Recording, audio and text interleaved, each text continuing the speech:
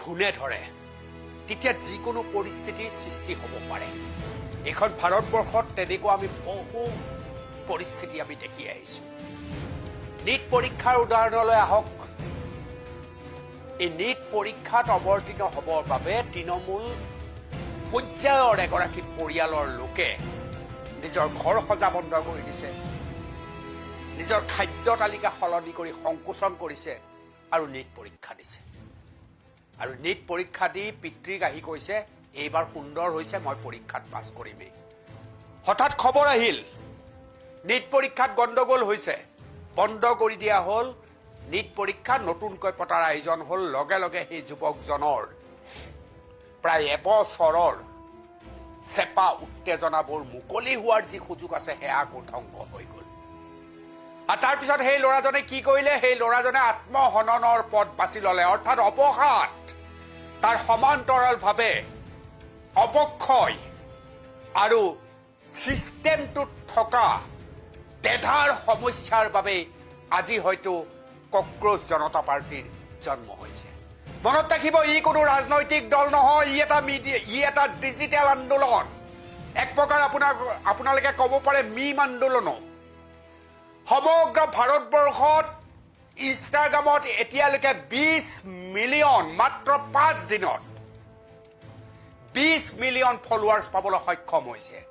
আমেৰিকাৰ বষ্টনৰ পৰা এজন যুৱকে, অভিজিতে তাৰ পৰা চলাইছিল আৰু চাৰিওফালে এই ধৰণে সিঁচৰিত হৈছে যে মাত্ৰ 5 দিনত 20 মিলিয়ন ফলোৱাৰ্ছ। লগে লগে প্ৰশ্ন উত্থাপন হৈছে, ভাৰতৰ ৰাজনীতিত হাহাকাৰ লাগিছে। মাজতে এক্স হেণ্ডেল বন্ধ কৰি দিয়াৰ ঘটনাও ঘটিছে। মুঠতে কক্ৰোচ জনতা পাৰ্টীক স্তব্ধ কৰিব লাগে। কিয় স্তব্ধ কৰিব লাগে? কাৰণ দেশৰ যুৱচাম এনেধৰণৰ যদি অশান্ত পৰিস্থিতিৰ মাজত আহে তেতিয়াহ'লে দেশতেই সৰ্বাত্মকভাৱে অশান্ত পৰিৱেশ সৃষ্টি হ'ব পাৰে। এই পৰিৱেশ সৃষ্টি হোৱা আমি নেপালত দেখিছোঁ, সেই পৰিৱেশ সৃষ্টি হোৱা আমি বাংলাদেশত দেখিছোঁ।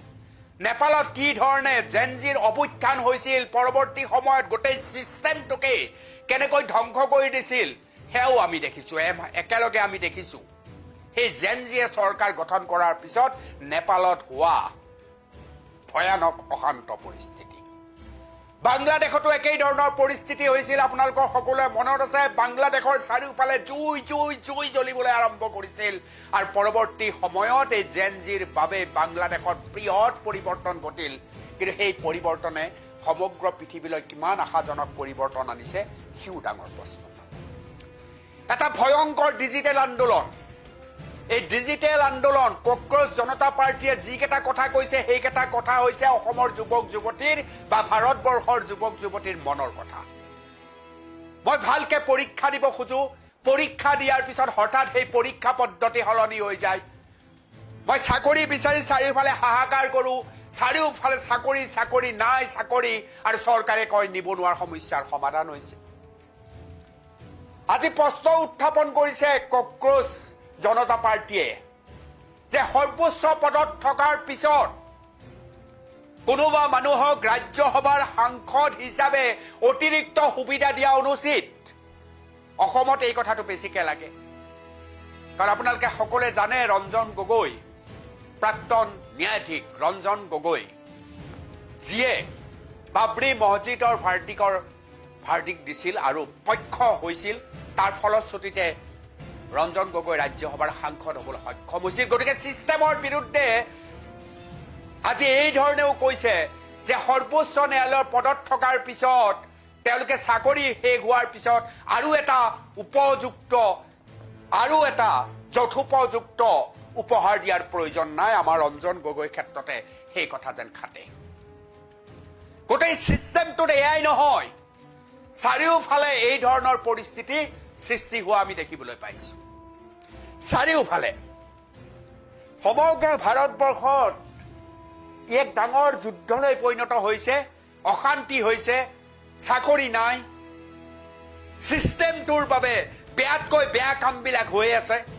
ভাল কৰিবলৈ কোনো ধৰণৰ এটা ভাল ছিষ্টেম নাই, আৰু সেই ছিষ্টেমৰ বিৰুদ্ধে যুদ্ধ কৰিবলৈ কক্ৰোচ জনতা পাৰ্টীৰ জন্ম হৈছে এটা ডিজিটেল আন্দোলন এয়া এটা ডিজিটেল আন্দোলন কাইলৈ পৰহিলৈ ই এটা ৰাজনৈতিক দললৈ পৰিৱৰ্তন হ'ব পাৰে 29ত নিৰ্বাচন এক দেশ এক সেৱাৰ নিৰ্বাচনো হ'ব পাৰে নহলে লোকসভাৰ নিৰ্বাচন আৰু 29ৰ এই নিৰ্বাচনৰ কাৰণে 26ত ডিজিটেল আন্দোলনত পৰিণত হোৱা তীব্ৰ ৰূপে ভাৰতবৰ্ষ আৰু বিশ্বৰ অভিমুখে গমন কৰা কক্ৰোচ জনতা পাৰ্টি এটা ৰাজনৈতিক দল হৈ যাব পাৰে এইকেইদিনৰ যুদ্ধত দেখা গৈছে শাসক পক্ষই কৈছে এয়া অইন একো নহয় এয়া আম আদমি পাৰ্টিৰ কাম যিজনে জন্ম দিছে তেওঁ আম আদমি পাৰ্টিৰ আছিলে অৰবিন্দ কেজৰিৱালৰ মুখৰ ওপৰত এখন মুখা কক্ৰোচৰ মুখা পঁইতাচোৰাৰ মুখা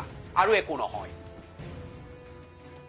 এইকেইদিনৰ যিখন যুদ্ধ এই যুদ্ধত প্ৰমাণ কৰে কক্ৰোচ জনতা পাৰ্টিক লৈ পেলাই বিজেপি আৰু বিৰোধীৰ মাজৰ সংঘাত স্পষ্ট হৈছে বিজেপিয়ে ক'ব খুজিছে কক্ৰোচ জনতা পাৰ্টি হৈছে বিৰোধীৰ নামত আপে খোলা এখন নতুন মুখ ধ্বংস কৰি দিয়া হ'ব হিট মাৰা হ'ব হিট মাৰি ধ্বংস কৰি দিয়া হ'ব আৰু এটা বিৰোধীয়ে ইয়াক সমৰ্থন কৰিবলৈ আৰম্ভ কৰিছে কীৰ্তি আজাদৰ দৰে জ্যেষ্ঠ ক্ৰিকেটাৰ সাংসদে কৈছে ময়ো কক্ৰোচ জনতা পাৰ্টি অসম মুলুকত দেৱব্ৰত শইকীয়াই নিজৰ ফেচবুকত প্ৰফাইল সলাই কৈছে মই কক্ৰোচ তাৰমানে ভাবক কক্ৰোচ জনতা পাৰ্টিয়ে কেনেকৈ সন্মোহিত কৰিছে বিৰোধীৰ হাতত সাবজেক্ট বিষয় নোহোৱা হৈছে বিৰোধীয়ে কিহত যুদ্ধ কৰিব নিজেই নজনা হৈছে এনে সময়ত বিৰোধীৰ বাবে মৰুভূমিত বিচাৰি ফুৰা পানীৰ লেখীয়া হৈছে কক্ৰোচ জনতা পাৰ্টি বিৰোধীয়ে ভাবিছে এই কক্ৰোচ জনতা পাৰ্টিৰ যোগেদিয়ে আমি নতুন প্ৰজন্মৰ মাজত সোমাই যাম এটা চিষ্টেমৰ বিৰুদ্ধে মাত মাতিম আৰু 29ৰ লোকসভা নিৰ্বাচনত আমি বগৰাই দিম এনডিএক এইটোৱে লক্ষ্য ইতিমধ্যে স্থাপন হৈছে আনহাতে এনডিএ চেষ্টা কৰিছে কোনো কাৰণতে কক্ৰোচ জনতা পাৰ্টিৰ ডিজিটেল আন্দোলনটো আৰু উঠিব দিব নোৱাৰি বিজেপিৰ ফলোৱাৰ্ছ কমাই দিছে চেৰাই কোম্বাখিনি পাইছেগৈ এই কক্ৰোচ জনতা পাৰ্টিয়ে পঁইতাচোৰা আপোনাৰ ঘৰত আপুনি পঁইতাচোৰা দেখিলে বেয়া পায় কিন্তু পঁইতাচোৰা এনে এক পৰজীৱী যাক আপুনি মাৰি শেষ কৰিব নোৱাৰে আকৌ জন্ম হয় ন্যায়াধীশ সূৰ্যকান্তই যদি নতুন প্ৰজন্মক পঁইতাচোৰাৰ লগত তুলনা নকৰিলেহেঁতেন পিছৰ পৰ্যায়ত তেওঁ বিৱৰণ কৰিছে মই সমগ্ৰ নতুন প্ৰজন্মক কোৱা নাছিলো মই কৈছিলো সেইসকলক যিসকলে পঢ়া শুনা নকৰে এলেহুৱা কেৱল সুযোগ লোৱাৰ ধান্দাত থাকে সেই চাবকহে মই পঁইতাচোৰা বুলি কৈছিলো কিন্তু কোৱা বহুত পলম হ'ল পঁইতাচোৰা শব্দটো ভাৰতবৰ্ষৰ চাৰিওফালে গুচি গ'ল সূৰ্যকান্তই ইয়াৰ প্ৰত্যুত্তৰ দিয়ালৈকে মানুহ ৰৈয়ে নাথাকিল ইতিমধ্যে প্ৰায় এটা ৰাতিৰ ভিতৰত 90,000 1 লাখ 2 লাখ চেৰাই গুচি গ'ল আৰু আজিৰ তাৰিখত 11 মিলিয়ন 20 মিলিয়ন তাকো ইনষ্টাগ্ৰামত এক্স হেণ্ডেলত বন্ধ কৰি দিয়া হৈছে নতুন পেজ আৰম্ভ কৰা হৈছে কি আচৰিত মাত্ৰ 4-5 দিনৰ ভিতৰত যদি 20 মিলিয়ন ফলোৱাৰ্ছ হয় বিজেপিয়ে কৈছে শাসক পক্ষই কৈছে যিমান ফলোৱাৰ্ছ দেখিছে ইয়াৰ বেছিভাগেই আছে পাকিস্তানৰ বাংলাদেশৰ আৰু তুৰ্কীৰ কিন্তু ফলোৱাৰ্ছৰ ট্ৰেকত থকা কক্ৰোচ জনতা পাৰ্টিয়ে কৈছে নহয় এয়া ভাৰতীয় মানুহ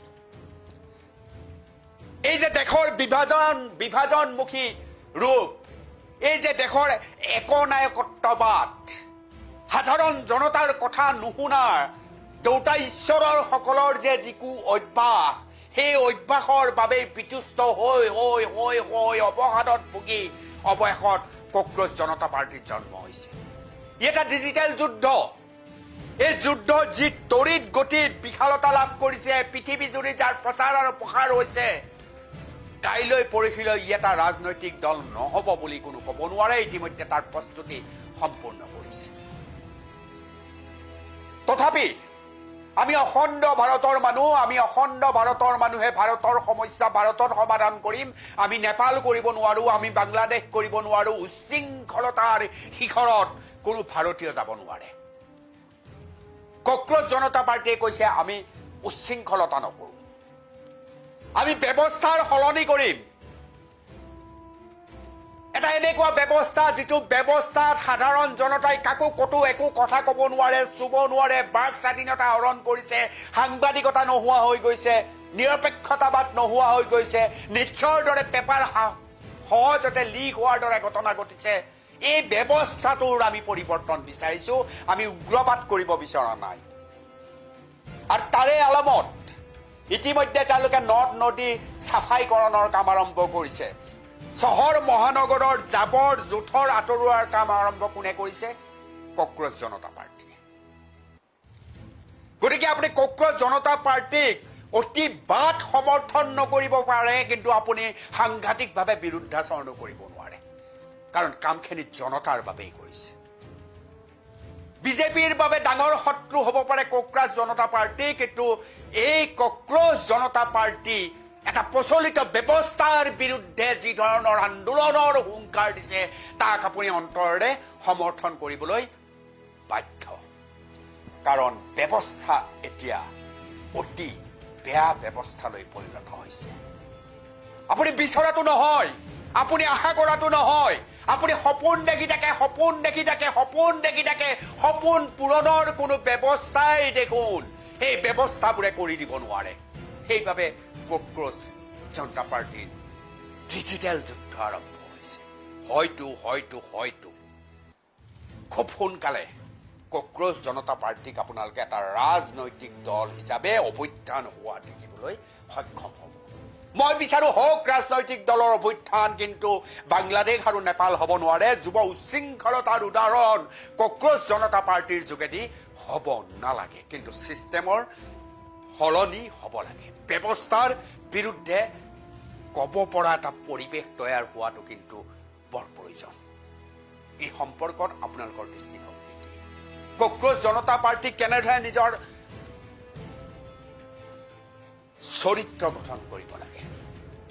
যি 4-5টা কাৰণ দেখুৱাইছে কক্ৰোচ পাৰ্টীৰ সদস্য হ'বৰ কাৰণে, সেই আটাইকেইটা আপোনালোকে সমৰ্থন কৰেনে? মই আকৌ কওঁ, নেপাল হ'ব নালাগে, বাংলাদেশ হ'ব নালাগে, সুস্থ গণতান্ত্ৰিক ব্যৱস্থাৰ মাজেদি কক্ৰোচ জনতা পাৰ্টীয়ে প্ৰচলিত ব্যৱস্থাৰ বিৰুদ্ধে হুংকাৰ দিয়াটো প্ৰয়োজনো কিন্তু আছে। আপুনি কি ভাবে? অনুগ্ৰহ কৰি জনাব। ধন্যবাদ।